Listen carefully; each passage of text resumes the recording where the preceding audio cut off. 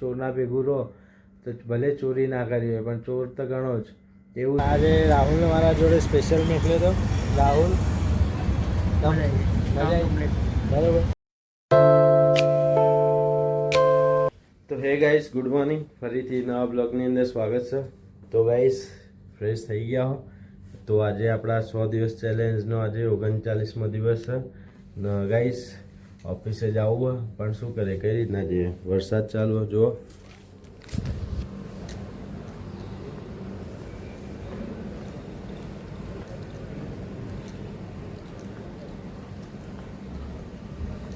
જો વરસાદ ચાલુ છે.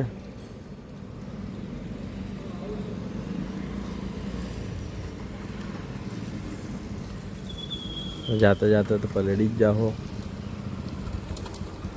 સાહેબ. હા, ખાલી ખાલી. તો જોઈએ ફટાફટ ચા નાસ્તો કરીએ ભાઈ નીકળીએ. તો ગાઈસ, વરસાદ તો ચાલુ હે. ટાઈમ થઈ ગયો 8:30 થઈ જાય. તો નીકળવું જ પડશે ગમે તે થાય, નકર ખોટું મગજ ખરાબ થશે. તો નીકળીએ હવે. ભલે વરસાદ ચાલુ રહે. જાતા જાતા ક્યાં તો પલટશું, ક્યાં તો સુકાઈ જશે. બેમાંથી એક થશે. નીકળીએ ફટાફટ હવે. બાઈક પલળી ગયો જો. તો ગાઈસ, બ્લોગ આપણો કેટલા ખબર હે? 3-4 વાગ્યા. ઓફિસથી નીકળ્યા પછી આવી ગયો તો વિઝિટ મારો. વિઝિટ મારી એના પછી ખૂબ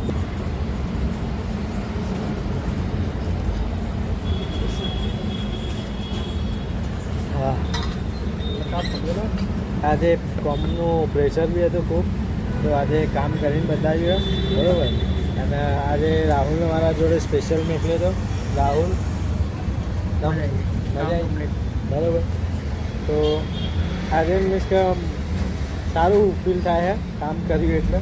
નકર ના થતું હોય.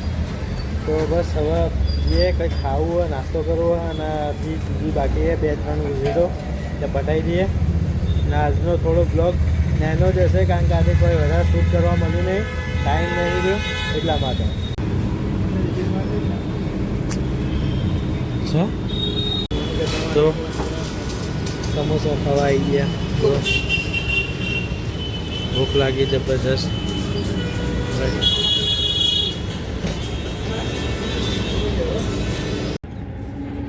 તો ગાઈસ, મેટ્રો જુઓ ખાલી.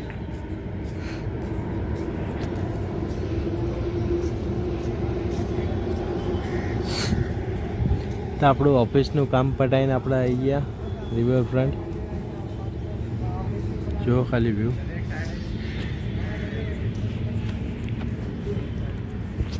નવાઈકણ સુખ શાંતિ બેઠા બેઠા વિડીયો એડિટિંગ કરશું આપણે. અને વિડીયો એડિટિંગ કરીને પછી નીકળીએ આપણા કામ માટે. જો તો ગાઈસ, આવી ગયો ગાંધીનગર બરાબર. તો કાલે મેં તમને કીધું હતું કે ઓફિસની અંદર એક પ્રોબ્લેમ થઈ ગયો, વાત લીક થઈ ગઈ.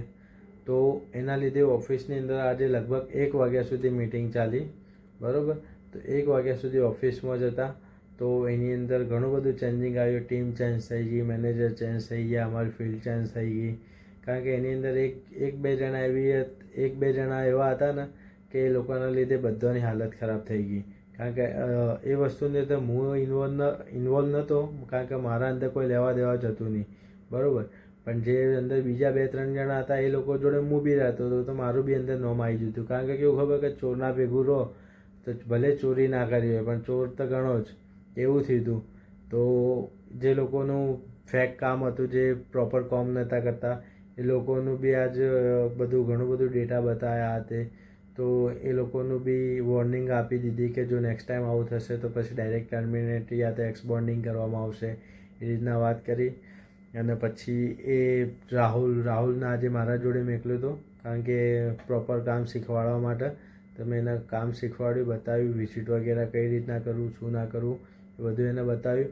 પછી પ્લસ કે મારું જે કામ હતું, જે મારે ડીલ ક્લોઝ કરવાની હતી, આજે કોન્ટ્રાક્ટ લાવવાનો હતો, તો એ બી મારું કામ થઈ ગયું આજે બરાબર.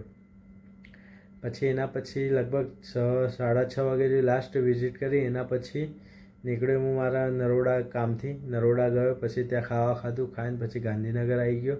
ગાંધીનગર આવીને બસ કપડાં લેવાના હતા લોન્ડ્રીમાંથી, તો કપડાં લીધા, કપડાં લઈને પછી આવી ગયો ભાઈ. તો બસ ફ્રેશ થઈ ગયો, ને હવે જસ્ટ સૂરવાનું વિચાર છે બરાબર, કારણ કે કાલ સવારે વહેલા ઉઠવાનું હોય, કારણ કે સવાર બી ઓફિસ છે આપણી બરાબર. તો ભૂરીએ તો મળીએ સવારે નવા બ્લોગની અંદર. Bye, take care, good night.